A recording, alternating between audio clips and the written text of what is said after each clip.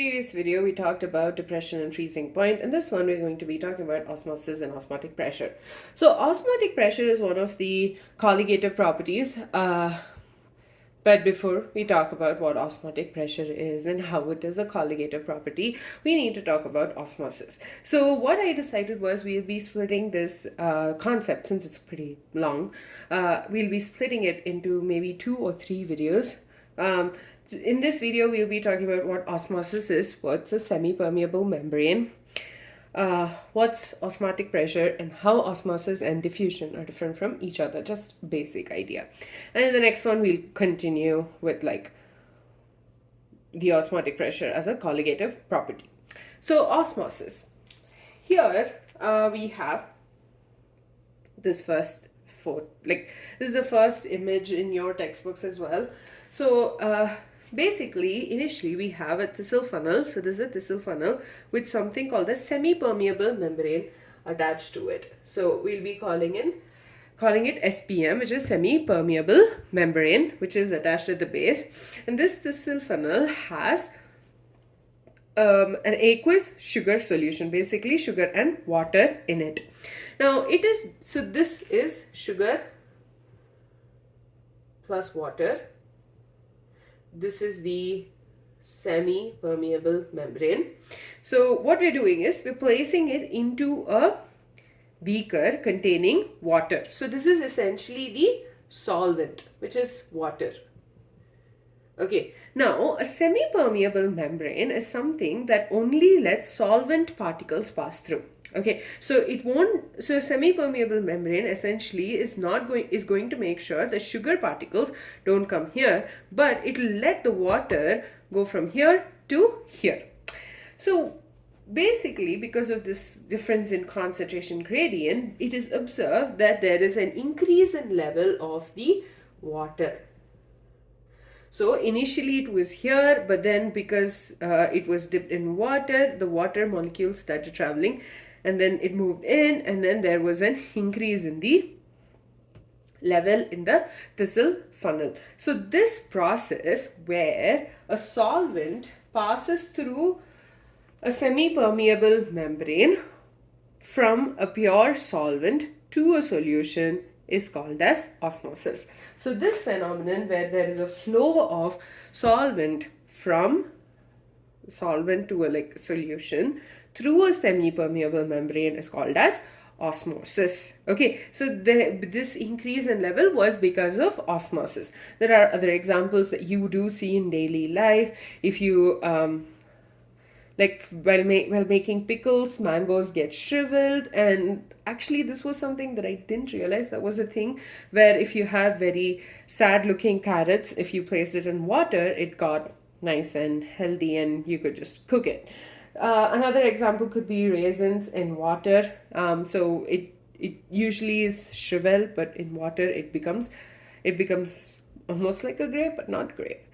So this process of transfer of solvent through a semi-permeable membrane is called as osmosis.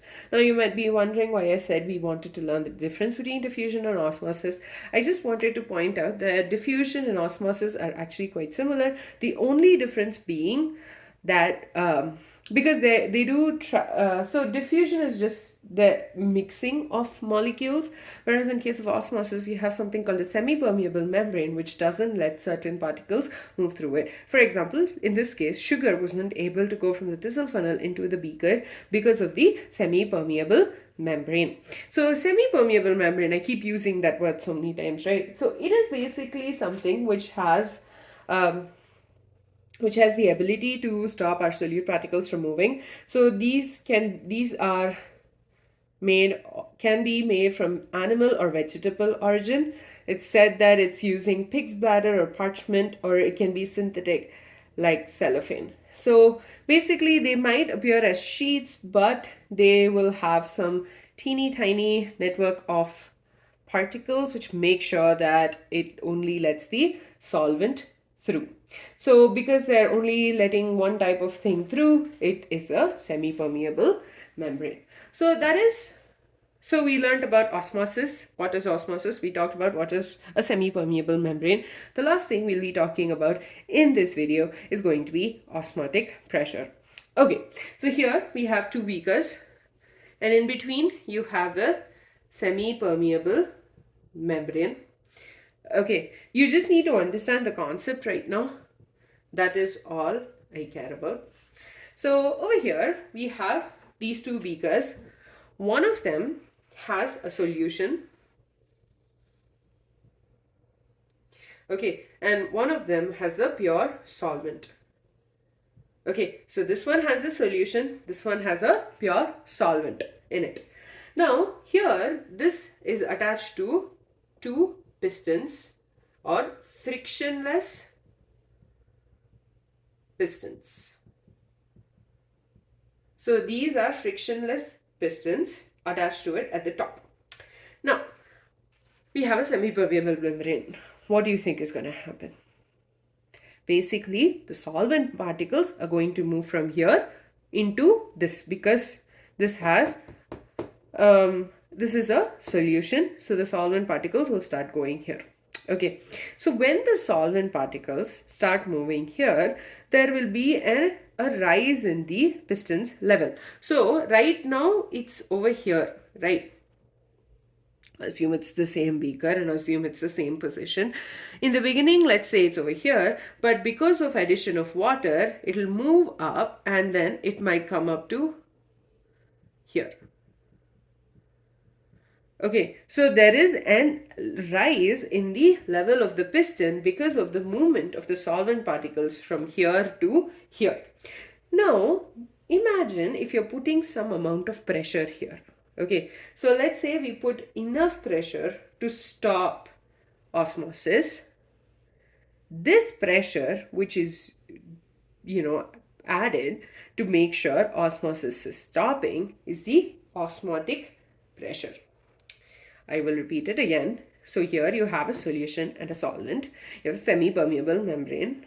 Because of osmosis, the solvent particles are going to move into the solution. This will in turn lead to a rise in the level of the piston. What we're doing is we're applying enough pressure for osmosis to stop. This pressure, which is being applied to make sure the process of osmosis is stopped, is the osmotic pressure.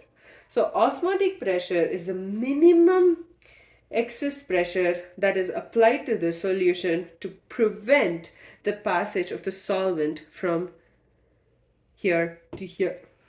Okay, and this in turn will basically stop the solvent going through the semi-permeable membrane into the solution, and that is the osmotic pressure.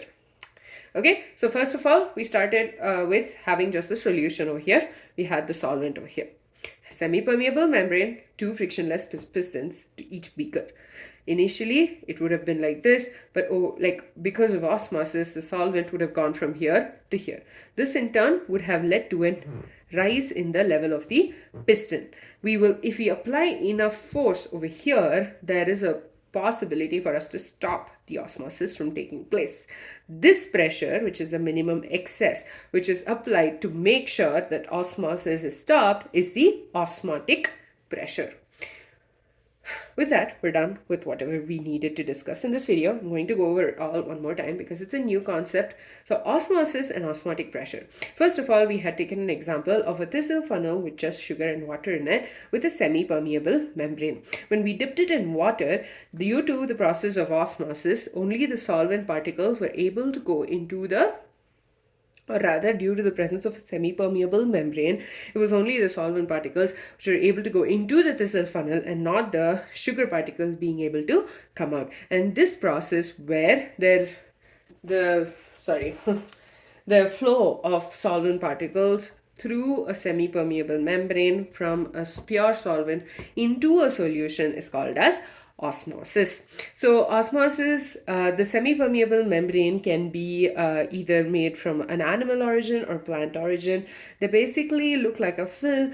They might look like a normal piece of, membrane, but in reality it consists of like a network of intricate network which makes sure it lets the solvent particles move through it but not the solute particles. So this can also be artificially made in the lab, synthesized in the lab, and one of such example is cellophane.